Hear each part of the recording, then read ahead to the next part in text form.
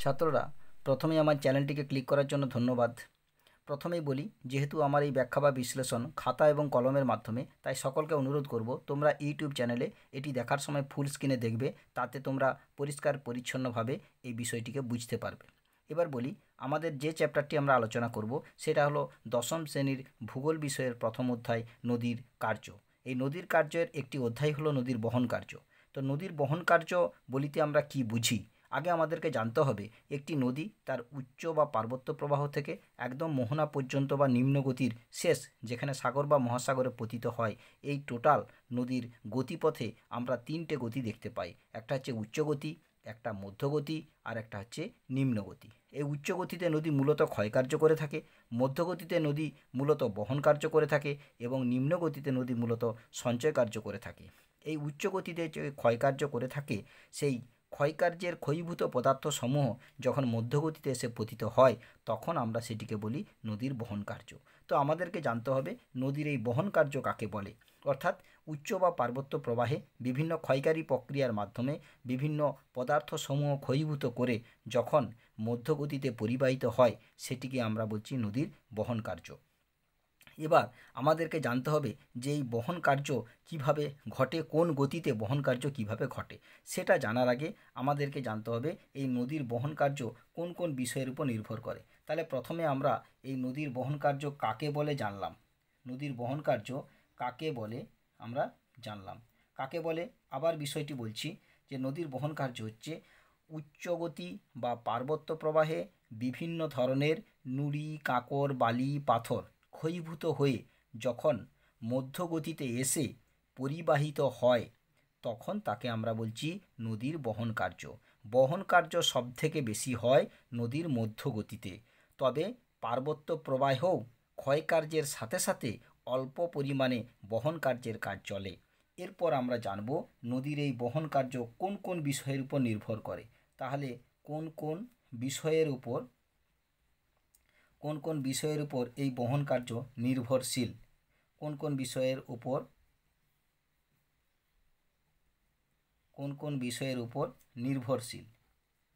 না, নদীর বহন কার্য বেশ কয়েকটি বিষয়ের উপরে নির্ভরশীল থাকে। কারণ নদীর যেহেতু উচ্চগতি বা পার্বত্য প্রবাহ থেকে একদম নিম্নগতি পর্যন্ত প্রবাহিত হয়, সেক্ষেত্রে নদীর বহন কার্যের সঙ্গে বেশ কিছু বিষয় জড়িত থাকতে আমরা দেখতে পাই। যেমন নদীর গতিবেগ।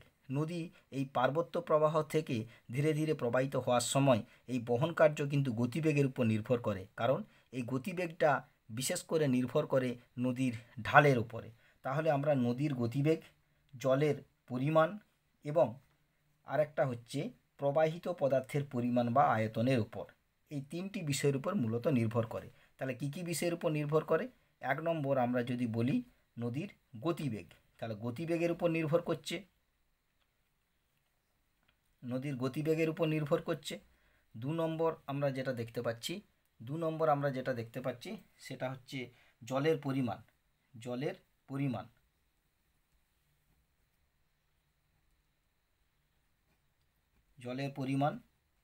আর 3 নম্বর আমরা যেটা দেখতে পাচ্ছি সেটা হচ্ছে নদীর পরিবাহিত পদার্থের আয়তন এবং পরিমাণ, অর্থাৎ প্রবাহিত করে দিই বা পরিবাহিত পদার্থের আয়তন ও পরিমাণ। তাহলে এই বিষয়গুলির উপর নির্ভর করে। তাহলে আমরা আজকে যে বিষয়টি আমরা এখন জানছি সেটি হচ্ছে নদীর বহন কার্য কোন কোন বিষয়ের উপর নির্ভর করে। 1 নম্বর নদীর গতিবেগের উপর নির্ভর করবে, 2 নম্বর হচ্ছে জলের পরিমাণের উপর নির্ভর করবে, 3 নম্বর নির্ভর করবে পরিবাহিত পদার্থের আয়তন এবং পরিমাণ। গতিবেগের উপর নির্ভর করে কেন? যদি নদীর গতিবেগ বেশি হয় তাহলে বহন ক্ষমতা খুব দ্রুত গতিতে হবে, যদি গতিবেগ কম হয় তাহলে নদীর বহন ক্ষমতা ধীরে ধীরে হবে। আর জলের পরিমাণ, যদি নদীতে জলের পরিমাণ বেশি হয় তাহলে বহন ক্ষমতাও বেশি করে হবে, বহন কার্যও বেশি করে হবে। আর পরিবাহিত পদার্থের আয়তন ও পরিমাণ, যদি পরিবাহিত পদার্থ আয়তনে ক্ষুদ্র হয় তাহলে বহন কার্য গতিতে হবে, বেশি গতিতে হবে। যদি বহন মানে পরিবাহিত পদার্থের আয়তন ছোট বড় হয় তাহলে বহন কার্য ধীরে ধীরে হবে, এবং যদি এই পরিবাহিত পদার্থের পরিমাণ বেশি হয় সেক্ষেত্রেও কিন্তু বহন কার্য ধীরে ধীরে হবে। তাহলে এই বিষয়গুলোর উপর বহন কার্য নির্ভর করে। এবারে আমরা প্রধান বিষয় যেটা, সেটা হচ্ছে এই বহন কার্য কত রকমের হয়ে থাকে, অর্থাৎ শ্রেণীবিভাগ। বহন কার্যের শ্রেণীবিভাগ সম্পর্কে আমরা জানব। শ্রেণীবিভাগ সম্পর্কে জানতে গেলে আমাদেরকে যে বিষয়টা জানতে হবে সেটা হচ্ছে কত রকমের বহন কার্য হয়ে থাকে। মূলত আমরা দেখতে পাই যে বহন কার্যের যে প্রক্রিয়াগুলি সেগুলি হলো দ্রবণ প্রক্রিয়া, ভাসমান প্রক্রিয়া, আর লম্ফদান প্রক্রিয়া, আকর্ষণ বা টান প্রক্রিয়া। এখানে 3-4টি প্রক্রিয়া আমি লিখে রেখেছি। একটা হচ্ছে আমাদের দ্রবণ প্রক্রিয়া, এটি যদিকে আমরা 1 নম্বর বলি, এটা হচ্ছে 1 নম্বর দ্রবণ প্রক্রিয়া। 2 নম্বর হচ্ছে ভাসমান প্রক্রিয়া 2 নম্বর। 3 নম্বর হচ্ছে লম্ফদান প্রক্রিয়া, আর 4 নম্বর হচ্ছে আকর্ষণ প্রক্রিয়া। এই প্রক্রিয়াগুলো জানতে গেলে আমাদেরকে এই প্রক্রিয়াগুলো কোন গতিতে সবথেকে বেশি পরিমাণে হয় সেটা আমরা আজকে একটু আলোচনা করব। কোন গতিতে বেশি পরিমাণে হয়, যেমন এটা হচ্ছে উচ্চগতি, এটা মধ্যগতি এবং এটা হচ্ছে নিম্নগতি। এই উচ্চগতি, মধ্যগতি, নিম্নগতিতে আমরা দেখতে পাই যে উচ্চগতিতে নদী মূলত এই লম্ফদান প্রক্রিয়ায় তার বহন কার্য করে থাকে। কেন লম্ফদান প্রক্রিয়া করে থাকে? না, এখানে একটা নুড়ি নিচের দিকে আসছে, আবার নিচ থেকে লাফিয়ে এখানে যেহেতু ভূপ্রকৃতিটা সমান নেই, অসমান ভূপ্রকৃতি, সেই কারণে নিচের দিক থেকে ধাক্কা খেয়ে পুনরায় আবার উপর দিকে লাফিয়ে পড়ছে, আবার ওপর থেকে নিচে পড়ছে।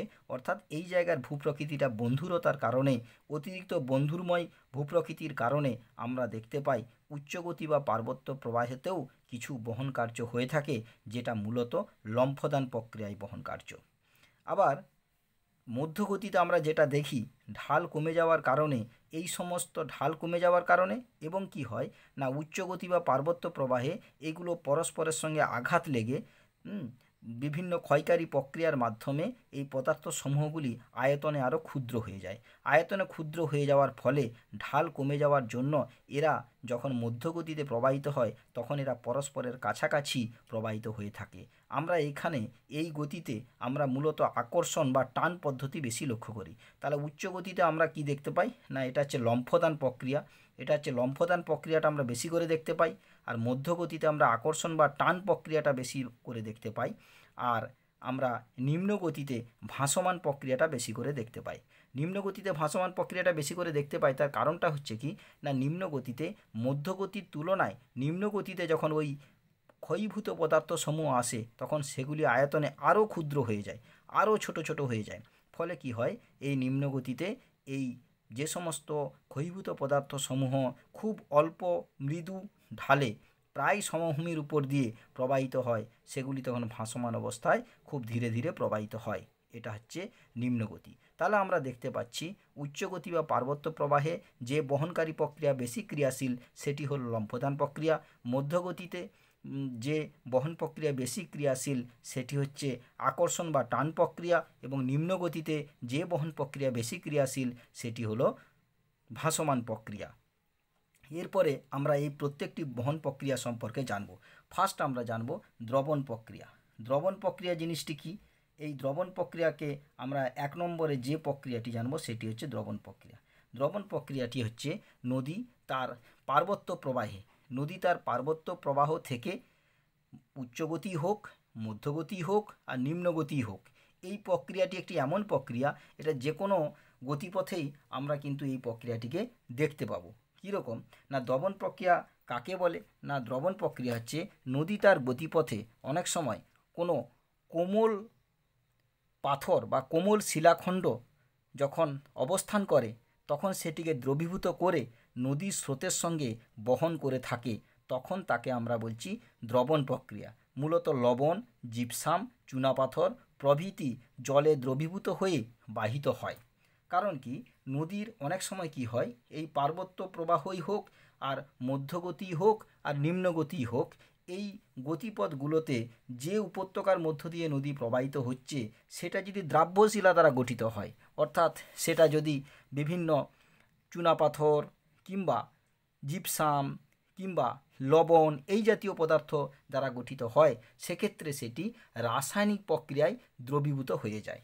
আমি একটা উদাহরণ দিতে পারি, যদি কোনো একটা জায়গায় চুনাপাথর দ্বারা গঠিত কোনো নদীর উপত্যকা থেকে থাকে, সেইখানে কি হয়, বায়ুমণ্ডলের কার্বন ডাইঅক্সাইড CO2 জলের সঙ্গে স্বাভাবিকভাবে বিক্রিয়া করতে পারে এবং তৈরি করতে পারে H2CO3। এই H2CO3 যে অম্লটা তৈরি হচ্ছে, সেই H2CO3 কি হচ্ছে না চুনাপাথরের সঙ্গে, অর্থাৎ চুনাপাথর দ্বারা গঠিত কোনো নদী উপত্যকা হলে CaCO3 দ্বারা গঠিত যদি কোনো নদী উপত্যকা হয়, তখন সেটি একদম দ্রবীভূত হয়ে যায়, অর্থাৎ CaHCO3 ক্যালসিয়াম বাইকার্বনেটে পরিণত হয়। এইভাবে কি হয়, এটি সম্পূর্ণ শিলাখণ্ডটি দ্রবীভূত হয়ে উচ্চগতি, মধ্যগতি এবং নিম্নগতি পেরিয়ে আস্তে আস্তে কিন্তু এটা নিম্নগতিতে সঞ্চয় কার্য করে থাকে। এই হচ্ছে দ্রবণ প্রক্রিয়া। সেই জন্য দ্রবণ প্রক্রিয়া আমরা সেইভাবে কোনো চিত্র দিতে পারিনি, কারণ এটা জলের সঙ্গে সম্পূর্ণরূপে দ্রবীভূত হয়ে যায়। এখন আমরা দ্রবণ প্রক্রিয়ার বিষয়টি বুঝলাম। 2 নম্বরে আমরা যে বিষয়টি বুঝব সেইটি হচ্ছে আমাদের ভাসমান প্রক্রিয়া। ভাসমান প্রক্রিয়া কাকে বলে? না, ভাসমান প্রক্রিয়াতে আমরা পরিষ্কার বুঝতে পারছি এখানে ক্ষয়ীভূত পদার্থের আয়তনগুলি খুব ক্ষুদ্র হয়ে যায়। ফলে কি হয়, এই ক্ষুদ্র ক্ষুদ্র আয়তন বিশিষ্ট ক্ষয়ীভূত পদার্থসমূহ নদীর জলের গতিপথের সঙ্গে বাহিত হয়ে, অর্থাৎ ভাসমান অবস্থায় তাদের সঙ্গে একসঙ্গে জলের সঙ্গে পরিবাহিত হয়ে যায়। কেন না, কণাগুলো এতটাই ক্ষুদ্র থাকে যা জলের সঙ্গে খুব সহজেই ভাসতে পারে, অর্থাৎ জলের সঙ্গে একসঙ্গে বাহিত হতে পারে। তাহলে আমরা সংজ্ঞা হিসাবে যদি বলি যে এই ভাসমান প্রক্রিয়াটি কাকে বলে, না ভাসমান প্রক্রিয়াটি হচ্ছে, ভাসমান প্রক্রিয়া যদি আমরা সংজ্ঞা দিতে চাই তাহলে আমরা এইভাবে বলবো যে ছোট আকারের বা কম ওজনের পাথর, বালি বা কাদাকণা যা দ্রবীভূত হয় না, তা নদীর স্রোতে বাহিত হয়ে এক স্থান থেকে অন্যত্র ভেসে চলে এবং নদী এগুলিকে ভাসমান অবস্থায় বাহিত করে থাকে, আমরা সেগুলিকে বলবো ভাসমান প্রক্রিয়া।